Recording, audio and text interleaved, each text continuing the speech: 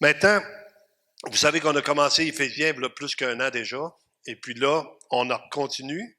Mais le dernier message sur Éphésiens 3, c'était le 15 octobre. Fait que je vais essayer de vous faire un petit résumé pour qu'on puisse entrer dans notre sujet. On avait vu que les 3 premiers chapitres d'Éphésiens, c'était plus l'enseignement, la doctrine. Qu'est-ce que c'est que la doctrine biblique? Entre autres, Éphésiens 2.8, c'est par la grâce que vous êtes sauvés, par le moyen de la foi. Cela ne vient pas de vous. C'est un don de Dieu afin que personne ne se glorifie. Donc, la doctrine est dans les 3 premiers chapitres d'Éphésiens. Et dans les 3 suivants, c'est la pratique. Comment ça se vit la vie chrétienne entre frères et sœurs. Donc, c'est important qu'on puisse voir ça. Si vous voulez lire Éphésiens, vous allez vraiment avoir un temps béni. On va aller tout de suite dans Éphésiens chapitre 4, versets 1 à 6. Et s'il y en a qui s'en rappellent, c'est le 15 octobre. Fait que vous allez voir qu'il y a des petites choses qui vont revenir au début, mais après ça, on va avancer. Donc, je vous exhorte donc, moi, regardez, juste vous dire, on a eu quand même une petite évolution dans notre Église. Maintenant, je peux lire sans me virer la tête. Fait que tous ceux qui disent que j'ai perdu mes cheveux maintenant, il y en a qui vont dire, on voit tout ton rond en arrière quand t'es de même. Fait que, merci à Alain qui nous a permis qu'on aille de l'avant. Donc, je vous exhorte donc, moi, le prisonnier dans le Seigneur, à marcher d'une manière digne de la vocation qui vous a été adressée. Donc, le salut, c'est une chose quand on se convertit, mais après, il y a une marche chrétienne. Hein, si le Seigneur a voulu qu'on parte tout de suite, il nous aura enlevé la journée qu'on a été sauvés. Mais c'est moi qui vous ai choisi, c'est moi qui vous ai établi afin que vous alliez, que vous portiez du fruit. Donc, il y a une marche chrétienne.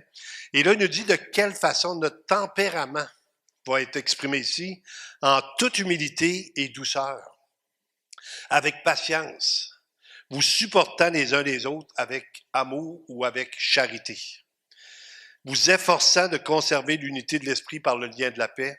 Et là, c'est le point central de toutes les églises au monde, de garder l'unité pour Christ. On est un témoignage à la gloire du Seigneur. Donc ici, il nous parle de garder l'unité. Et là, il va nous dire qu'il y a un seul corps et un seul esprit.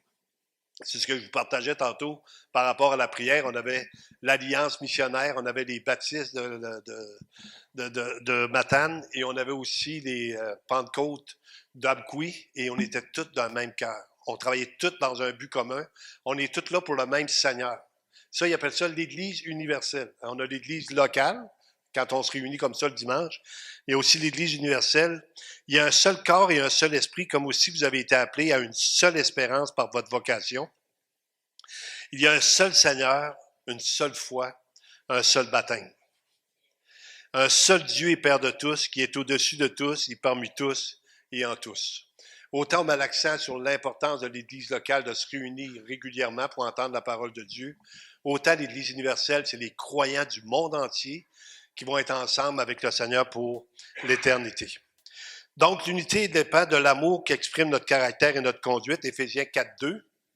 Ça va dépendre de notre amour et de notre façon d'être, de notre caractère, de notre conduite. Comment est-ce qu'on peut se garder unis?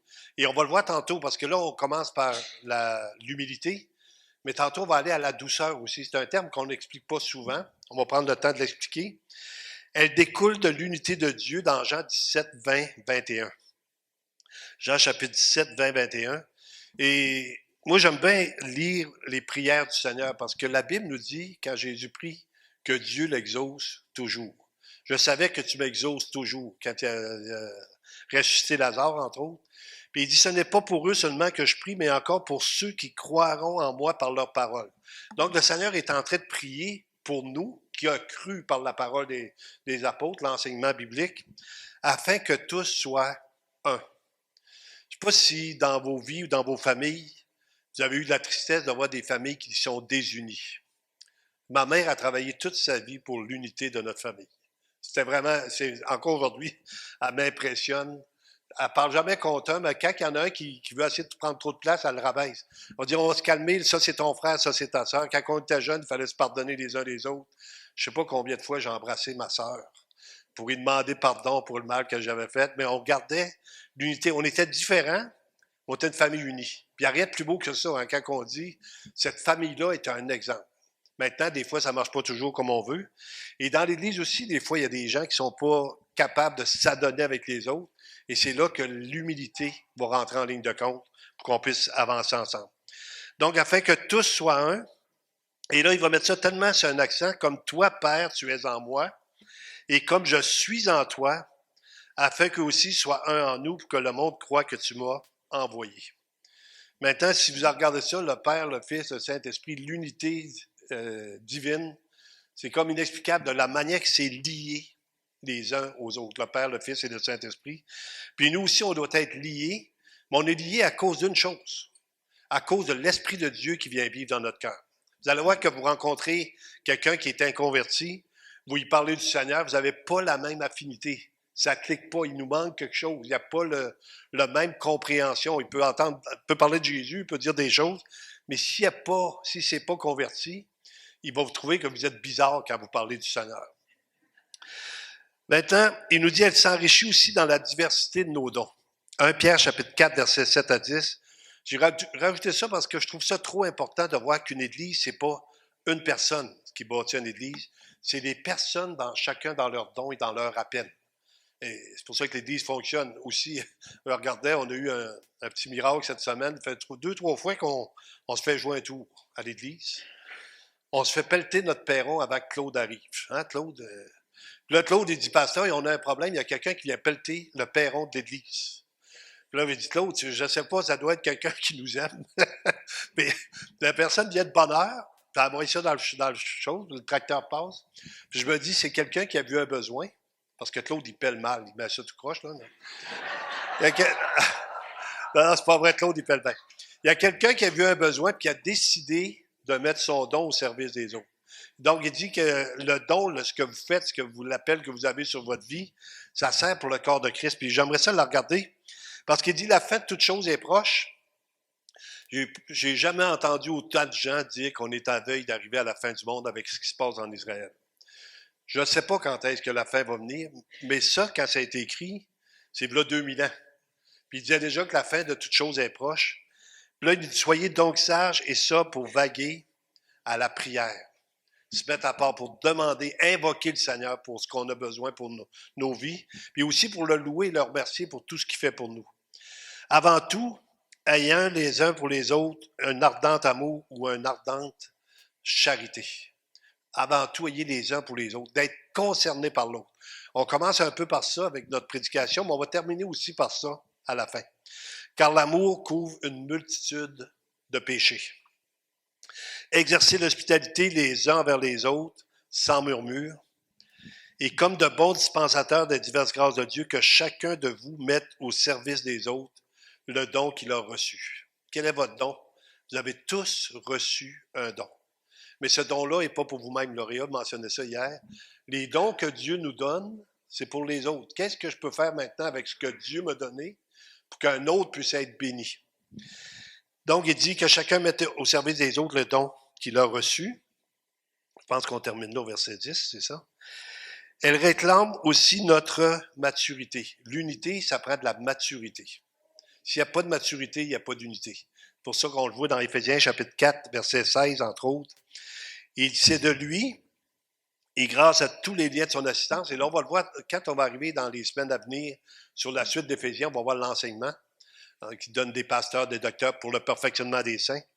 Là, il nous parle après ça que ça devrait créer un enseignement commun dans une église, ça devrait créer une unité autour de la parole. Et grâce à tous les liens de son assistance, que tout le corps, bien coordonné, donc chacun dans son appel, et formant un solide assemblage, tire son accroissement selon la force qui convient à chacune de ses parties et s'édifie lui-même dans l'amour ou dans la charité. Les gens s'édifient eux-mêmes dans l'amour, la charité. On est en train de se préparer, puis je disais ça ce matin, vous êtes en train, croyez-vous que Dieu dit la vérité?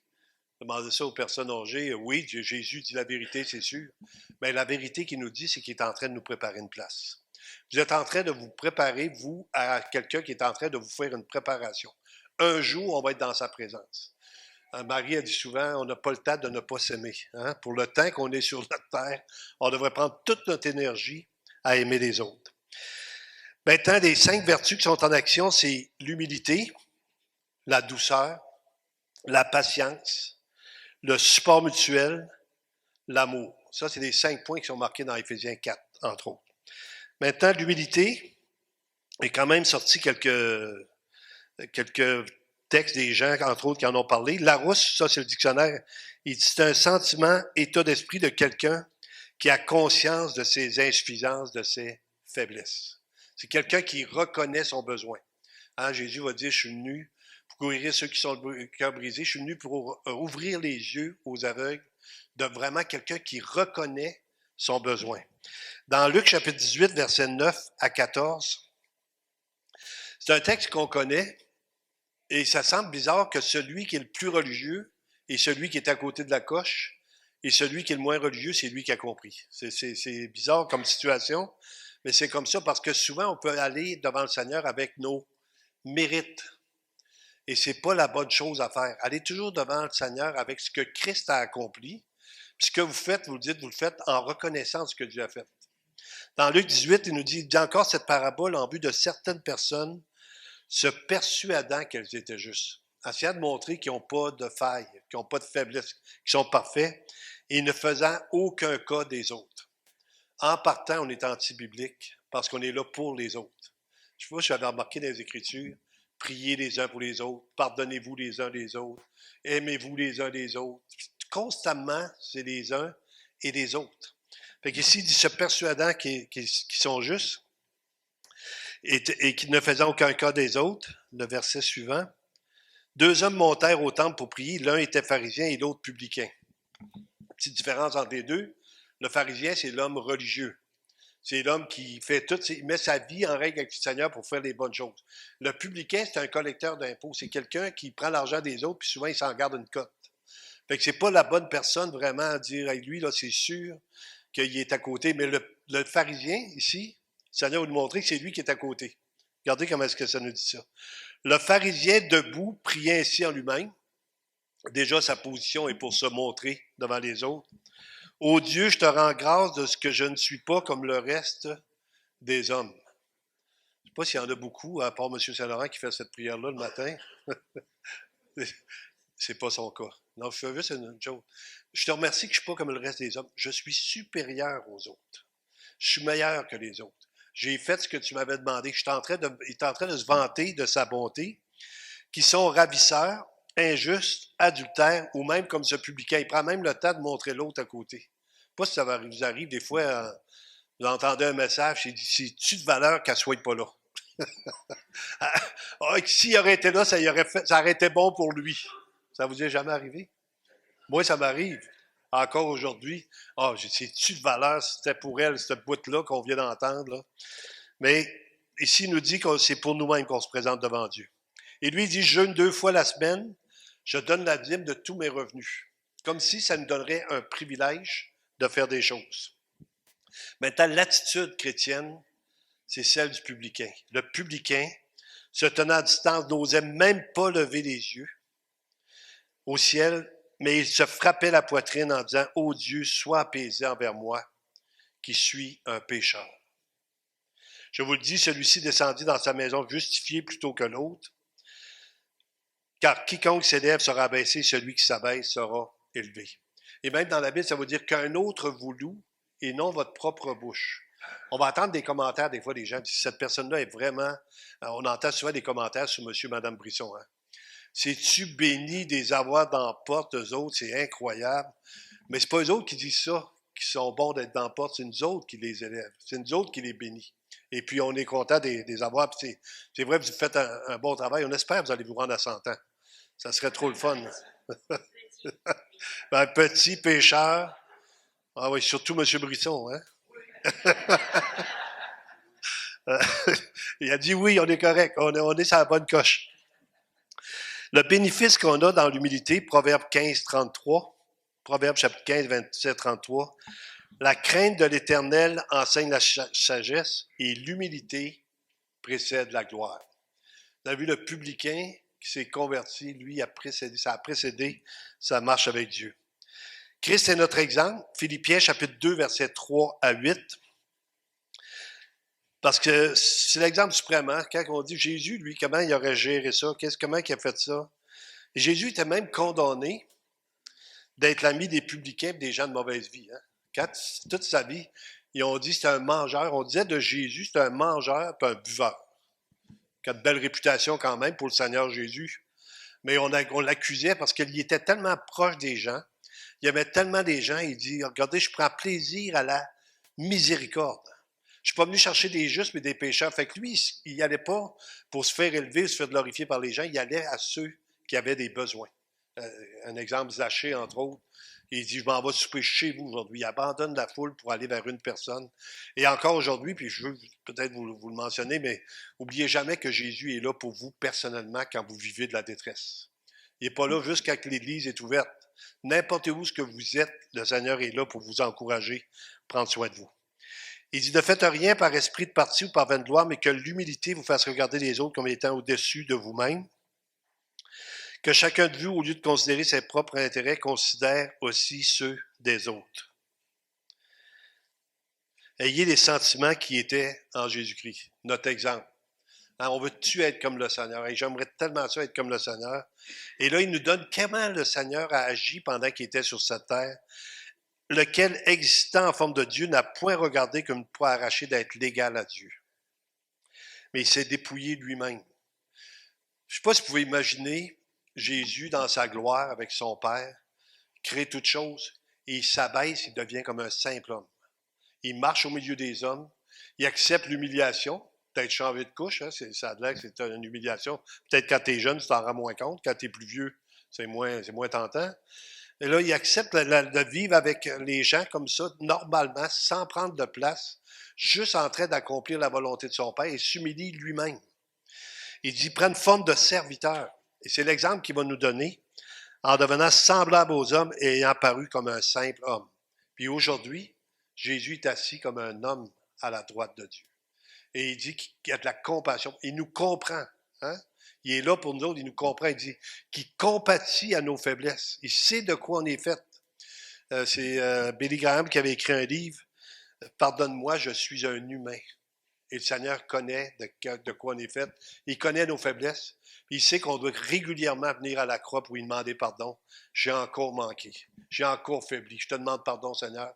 Et lui, il nous pardonne. Il ne se lasse pas de nous pardonner. Il s'est humilié lui-même, se rendant obéissant jusqu'à la mort, même jusqu'à la mort de la croix.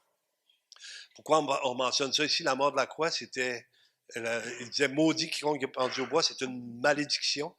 Et la mort de la croix, c'était une des pires humiliations qu'il n'y avait pas. Tu étais pendu sur une croix nue, exposé devant tout le monde. Et il a accepté ce sacrifice-là. Il est allé jusqu'au bout par amour pour nous. C'est un amour inimaginable. On se demande comment les gens font pour résister à autant d'amour. Mais on était comme ça. On a résisté pendant longtemps jusqu'à temps que Dieu intervienne. Donc, jusqu'à sa mort de la croix. L'humilité était méprisée dans l'Antiquité, contrairement à l'enseignement de Christ. Le mot humilité n'existait même pas dans cette époque-là, parce que c'était un abaissement, c'était honteux. On ne pouvait pas dire, quelqu'un ne pouvait pas arriver et dire, se mettre dans l'humilité. C'était, normalement, on devait réussir. Encore aujourd'hui, on met beaucoup plus d'éloges sur les gens qui réussissent que les gens qui sont humbles. Matthieu 20, 25 à 28, et c'est là que le Seigneur va changer complètement l'enseignement de l'époque.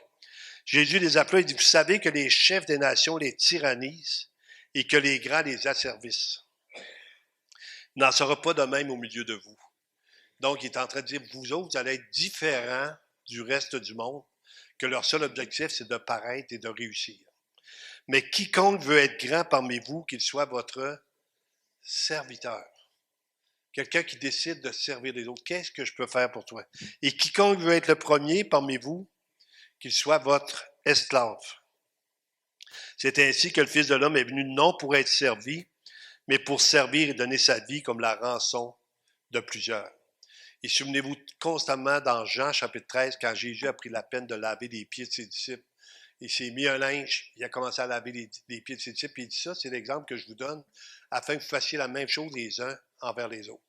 Et on va le voir tantôt dans Philippiens chapitre 2. John Stott, l'humilité est indispensable à l'unité. Derrière toute discorde se cache l'orgueil, tandis que l'humilité est le plus grand et en même temps le plus simple secret de l'harmonie.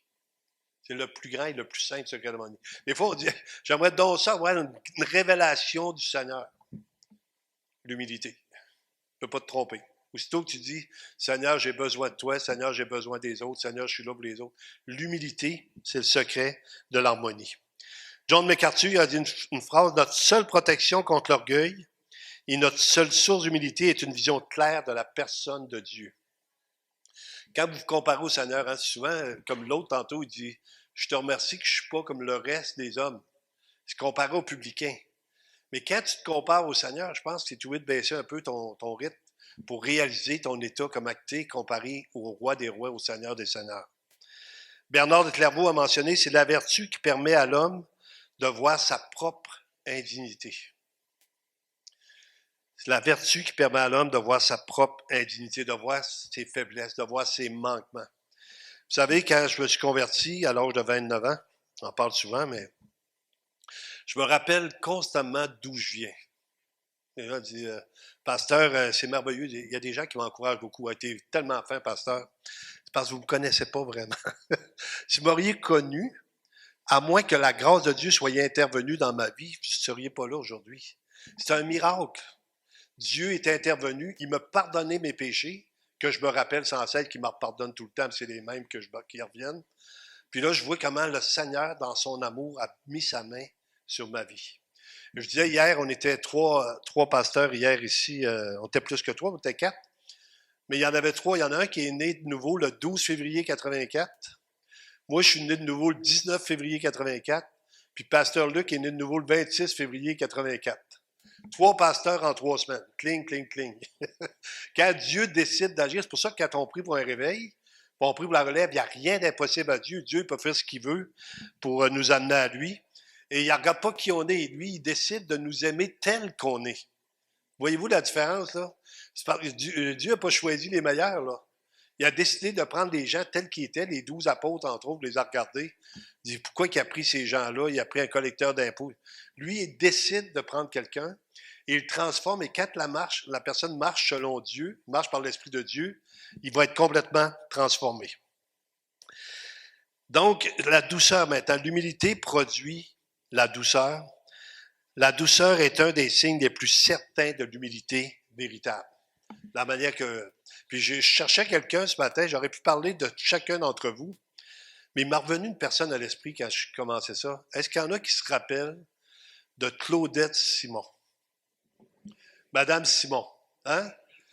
Cette personne-là était d'un cœur exceptionnel. On peut en parler, elle n'est pas là, elle est à Québec, on se parle une fois par 3 mois. Mais elle, là, jamais apportait un jugement sur quelqu'un. Elle faisait des cartes de fête avant que je fasse les miennes. Les miennes sont quand même, je mets un petit verset, tout ça, mais elle écrivait une page aux personnes qu'elle voyait, puis elle leur disait comment qu'elle les aimait et qu'elle était fière d'eux autres. C'était une douceur inimaginable. Une sainte parmi les saints, là, mais une personne quand même d'exception dans son caractère, dans son nature. Je l'ai jamais vu avoir une altercation avec quelqu'un ou une chicane avec quelqu'un. Puis même à un moment donné, j'ai fait un test, je faisais mon drôle. De temps en temps, ça m'arrive de faire mon niaiseux, comme dirait M. Canuel, pasteur, t'en manques pas une. J'étais dans l'auto avec Mme Simon. Il y avait une autre personne avec nous, puis la personne débarque, on avait été à une réunion de prière. Puis quand la personne débarque, je lui dis, elle est assez fatigante, tu es assez content qu'elle soit débarquée. Et là, Mme Simon a dit, pasteur, t'as pas dit ça. Pasteur, c'est pas vrai. Elle était tellement découragée de moi, parce qu'elle ne voulait pas entendre parler en mal d'un autre. Fait que le pasteur dise qu'il était content, c'était vraiment... J'ai dit, ben non, Mme Simon, vous savez que c'est pas vrai, c'est juste une joke que je vous fais. Ah, j'ai eu tellement peur. C'était comme, elle était traumatisée. Et Dieu nous parle de cette douceur-là qu'on doit avoir les uns envers les autres. John MacArthur, la douceur est un des signes les plus certains d'humilité véritable. La douceur. De voir des gens qui sont remplis de douceur. Jésus était doux et humble de cœur. Matthieu 11, versets 29 à 30. Et ça, c'est le cœur du Seigneur. Le Seigneur était là, doux et humble de cœur. Prenez mon joug sur vous et recevez mes instructions, car je suis doux et humble de cœur. Dans l'Ancien Testament, quand on voulait savoir le Seigneur, il était où, tout ça, il cherchait à un moment donné, puis il dit, il y a eu un murmure doux et léger, un vent doux et léger. Notre Dieu, c'est un Dieu doux, c'est un Dieu rempli d'amour. Je suis doux et humble de cœur, et vous trouverez du repos pour vos âmes, car mon joug est doux et mon fardeau léger. Pour ceux souvent qui viennent au Seigneur, ils disent, ça va-tu être difficile de marcher avec le Seigneur? Ça va-tu être dur? Savez-vous qu'est-ce que ça dit dans les Écritures? Car ses commandements ne sont pas pénibles. Car tout ce qui est né de Dieu triomphe du monde. Et c'est l'Esprit de Dieu en nous qui agit pour qu'on puisse avoir des changements, des façons de marcher. Il nous dit aussi, on doit se revêtir de la douceur. Colossiens chapitre 3, versets 12 et 13. Ainsi donc, comme des élus de Dieu, saints et bien-aimés, revêtez-vous d'entrailles de miséricorde. Vous savez, la façon de traiter quelqu'un, c'est de la manière que vous aimeriez être traité. Tout ce que vous voulez que les autres fassent pour vous, faites-le de même pour eux, c'est la loi et les prophètes. Comment j'aimerais être traité dans ce que je vis présentement? Comment j'aimerais ça que les gens m'abordent? Et le Seigneur, c'est un enseignement qu'il nous donne. Il ne va pas voir quelqu'un avec un sentiment de supériorité, il va là avec un sentiment d'amour pour dire, mon frère, ma soeur, on ne t'abandonnera pas, on va t'aider. De bonté, d'humilité, de douceur et de patience. Et là, il nous dit, supportez-vous les uns les autres. Il nous enseigne que ça ne sera pas toujours facile. La Bible va dire d'être en paix envers tous, tant que ça dépend de nous. Et si l'un a un sujet de se plaindre de l'autre, pardonnez-vous réciproquement. Donc, il va y avoir des sujets, il va y avoir des occasions. Si vous connaissez notre Père, on dit au Seigneur, pardonne-nous nos offenses, comme nous pardonnons à ceux qui nous ont offensés. Donc, on va offenser des gens et on va se faire offenser. Et s'il dit pardonnez-vous, réciproquement, de même que Christ vous a pardonné, pardonnez-vous aussi. De garder dans cette harmonie-là du pardon les uns envers les autres. De ne pas se penser supérieur et de garder constamment l'attitude de moi, j'ai été pardonné. Le Seigneur m'a pardonné mes péchés. Je vais pardonner aussi les fautes ou les manquements des autres. Il nous dit un peu plus loin, elle doit être reconnue de tous, votre douceur. Les gens doivent dire, lui ou elle, c'est vraiment quelqu'un de spécial. Dans Philippiens, chapitre 4, verset 5, Philippiens 4, 5, que votre douceur soit connue de tous les hommes, le Seigneur est proche. Que votre douceur soit connue de tous les hommes. Les gens disent, écoute, cette personne-là, elle a quelque chose de spécial. Moi, j'aime ça quand j'entends ça, souvent des gens, ils me demandent, cette personne-là, va-tu à votre église? Elle est spéciale. Elle est vraiment spéciale, elle est douce, elle est pleine d'amour. Ou pendant quelqu'un me dit, vas-tu à votre église, lui? Si, boulot, il est donc bien bizarre. Là, c'est une autre affaire. Fait que j'ai les deux tempéraments. J'ai celle qui est spéciale parce qu'elle est un exemple. J'ai l'autre qui est bizarre parce que ça n'a pas fait de différence dans sa vie. Fait que, il y a les deux choses qu'on entend comme commentaire. MacArthur a mentionné la douceur et la puissance contrôlée. La douceur biblique, c'est la puissance sous le contrôle de Dieu. On sait que Dieu est en autorité, Dieu est en contrôle, Dieu est au-dessus de toutes choses. Et quand on a terminé la réunion de prière hier, c'est une chose. N'oubliez jamais que malgré nos prières, malgré tout ce qui arrive présentement dans le monde, malgré ce qu'on voit comme catastrophe, Dieu demeure souverain et au-dessus de toutes choses. Donc, la douceur, c'est quand on est sous le contrôle de Dieu, on y fait confiance. Une personne douce est normalement tranquille, tout tranquille, reposante. Tu es bien dans sa présence. C'est une personne qui est douce, qui est reposante. Elle agit sans brusquerie et ne se venge pas. Vous avez vu, souvent le caractère de se venger, ne tient pas rancune et ne se tient pas sur la défensive. C'est une personne relaxe. Tu peux le voir, elle ne soupçonne pas le mal. On voit ça dans 1 Corinthiens 13 à un moment donné. Mais elle n'agit pas sans brusquerie, elle ne se venge pas, elle ne se tient pas rancune. C'est des choses. Quand on tient rancune, la Bible nous dit même que personne ne se prive de la grâce de Dieu et qu'aucune racine d'amertume ne produise du trouble et que plusieurs personnes en soient infectées. Donc, quand on est amer, quand on est rancunier, on ne peut pas grandir avec le Seigneur. Il dit, si vous avez un zèle amer, il y a un esprit de dispute, c'est terrestre, charnel, diabolique. Fait que c'est pas compliqué quand on est frustré, quand on est amer, quand on en veut au monde entier, mais ça ne vient pas du Seigneur, tout simplement. C'est aussi simple que ça que les Écritures nous enseignent. Martin Lloyd-Jones a dit, être doux, c'est d'en avoir fini avec soi-même. Être doux, c'est d'en avoir fini avec soi-même. L'attitude de Jésus, 1 Pierre 2, 23, 1 Pierre chapitre 2, 27, 23. Lui qui, injurié, ne rendait point d'injure. Maltraité, ne faisait point de menace. Vous savez que Jésus aurait pu faire venir une légion d'anges pour détruire les gens qui venaient le chercher. mais il s'est laissé attraper, il s'est laissé prendre pour aller à la croix. Il avait un plan parfait, il allait mourir sur la croix. Il n'était pas venu ici pour combattre par la violence. Il était venu ici pour combattre avec amour. Et les gens l'ont suivi parce qu'ils les aimaient. Cet homme-là parlait comme ayant autorité. Maltraité, ne faisait point de menace, mais s'en remettait à celui qui juge justement. Croyez-vous que Dieu est juste? Si Dieu est juste, faites-lui confiance dans des situations de conflit, en disant, Seigneur, je te remets ça entre tes mains. Maintenant, je t'abandonne ça entre tes mains. Je ne réglerai pas le problème par ma propre façon de faire. Je te fais confiance et Dieu va agir. Et après ça, il nous dit, pas loin, juste après, j'ai regardé les textes, 1 Pierre 2, 23, 1 Pierre 3, 9 à 12. Et là, il nous donne un enseignement. Le Seigneur nous dit comment il se comporte, comment il ne rendait pas injure pour injure, comment il n'était pas à débattre son autorité. Et il nous dit, d'autres, dans 1 Pierre chapitre 3, versets 9 à 12, ne rendez point mal pour mal ou injure pour injure. Il nous dit exactement ce que lui fait. Et savez-vous pourquoi il peut nous le dire? Parce qu'il nous donne la capacité de l'accomplir par le Saint-Esprit qui est bien en nous. Bénissez au contraire. Bénissez, on avait vu au jour de l'an, le 7 entre autres, dire du bien, faire du bien, car c'est à cela que vous avez été appelés afin d'hériter la bénédiction. Ce qu'on sème, on le moissonne. Vous bénissez les gens, vous priez pour eux, et vous allez hériter la bénédiction de la part du Seigneur. Et là, il nous dit le résultat encore, si quelqu'un en effet veut aimer la vie et voir des jours heureux, qu'il préserve sa langue du mal et s'élève des paroles trompeuses. Un petit membre qui peut détruire complètement les vies. Hein, c'est dans Jérémie, il avait dit, tuons-le avec la langue. Tu peux tuer n'importe quelle personne avec ta langue. Tu pars une rumeur, une fausse réputation, tu dis quelque chose sur la personne, vous le croyez, vous le répétez à quelqu'un d'autre, et la personne n'est plus capable après ça. C'est dur à construire une réputation, mais c'est facile à détruire. Hein? Ça prend un cliquement de doigts. Juste, peut-être une petite histoire que je vais vous raconter, ça me vient à l'esprit. J'étais à Rimouski à l'époque, je servais dans l'église, et puis on avait décidé de faire un gros repas communautaire, et on achetait du cipote. Il fallait le chercher, mais le cipote était fait dans un bar.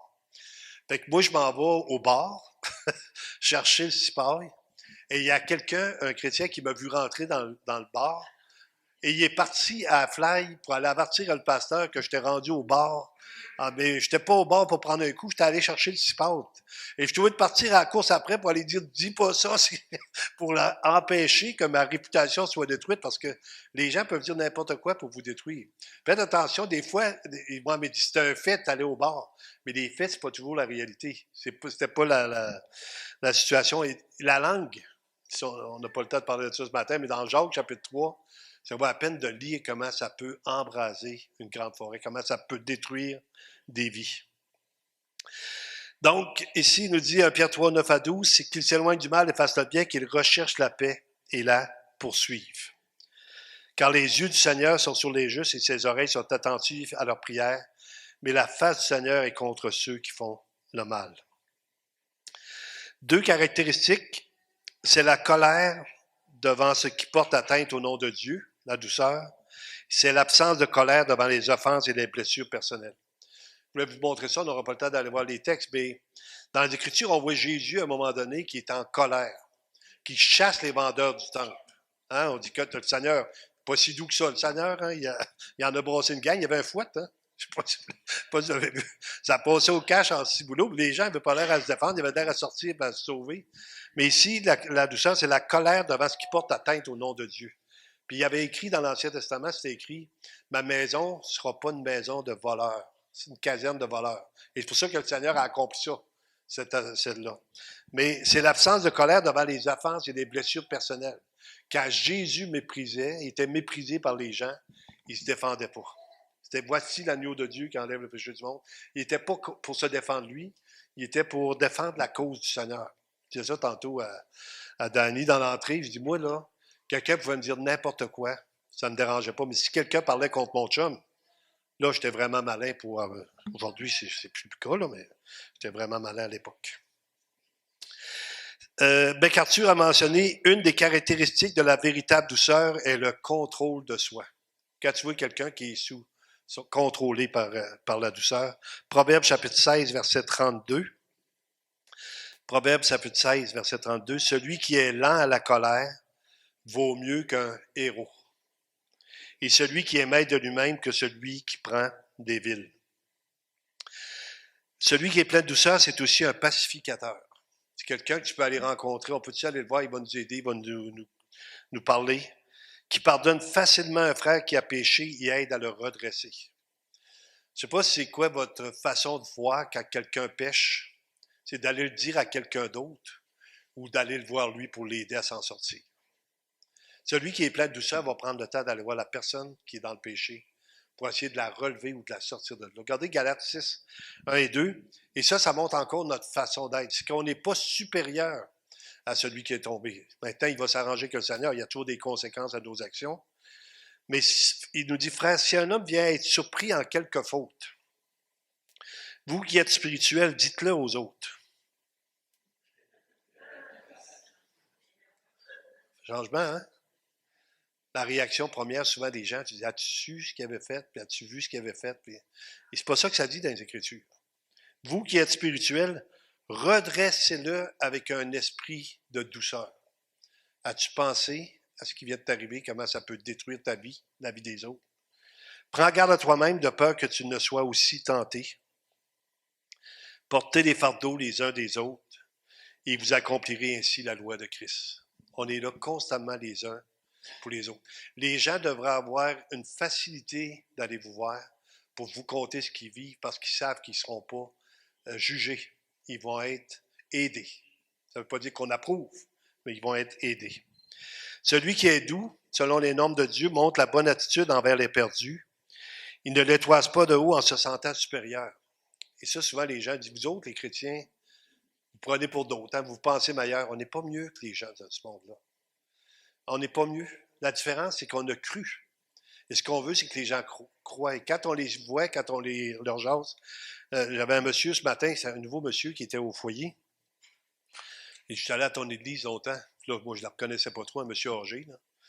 Puis il dit, à un moment donné, j'ai arrêté, mais il dit, parce qu'il y a une madame qui était décédée, puis ça m'a fait de la peine. Puis je dis, le Seigneur n'a pas pris soin, peu importe. Mais je n'ai jamais abandonné la foi. Il dit, j'aime le Seigneur. Puis il me disait ça, j'étais tellement content. Il dit, prends le temps, là. Là, j'ai dit, il faut que je m'en aille à l'église. Non, il dit, prends le temps, il faut que tu m'écoutes. Là, il me contait comment lui avait vécu ça, un drame, une personne qui décède. Puis il en avait voulu à Dieu, mais il dit, tout est passé, là, maintenant je veux marcher avec le Seigneur. Puis tout ça. Puis je dis, c'est trop beau de voir comment Dieu agit. Donc ici, celui qui est doux, selon les normes de Dieu, montre la bonne attitude envers les perdus. On les regarde, mais pas de haut. On n'est pas. Jésus était l'ami des pécheurs et des gens de mauvaise vie. Il ne les toise pas de haut en se sentant supérieur, mais il aspire à leur conversion car il se souvient de son état de perdition. C'est sûr qu'il y a des gens qui ont eu une vie moins rough que d'autres, mais on a tous eu des choses dans notre vie qu'on a honte. Et quand on se rappelle de ça, on dit, hey, moi, les gens m'ont pardonné, les gens m'ont aimé tel que j'étais, le Seigneur a payé à ma place. 1 Pierre 3, 15 à 17. Mais sanctifiez dans vos cœurs Christ le Seigneur, étant toujours prêt à vous défendre avec douceur et respect devant quiconque vous demande raison de l'espérance qui est en vous. Fait que souvent, on va évangéliser, mais des fois, on n'a pas besoin d'évangéliser. Il y a des gens qui viennent nous poser des questions. Puis là, soyez prêts à leur dire, avec douceur et respect, de respecter l'être humain, parce que chaque être humain est créé à l'image de Dieu. Quand vous voyez quelqu'un, il peut être le pire bandit qu'il n'y a pas, il a été créé à l'image de Dieu. Il doit avoir un respect pour lui, puis essayer de le gagner à Christ, si c'est possible. Puis il nous dit, ayant une bonne conscience, à la fin que l'homme même où il vous calomnie comme si vous étiez des malfaiteurs, ça se peut qu'il y ait des calomnies sur vos vies, ceux qui décrivent votre bonne conduite en Christ soient couverts de confusion. Car il vaut mieux souffrir si telle est la volonté de Dieu en faisant le bien qu'en faisant le mal. La douceur est une démonstration de la maturité. Si vous voulez savoir si vous êtes mature, c'est que vous n'êtes pas toujours enragé contre l'autre qui vient vous voir. Vous n'êtes pas toujours frustré.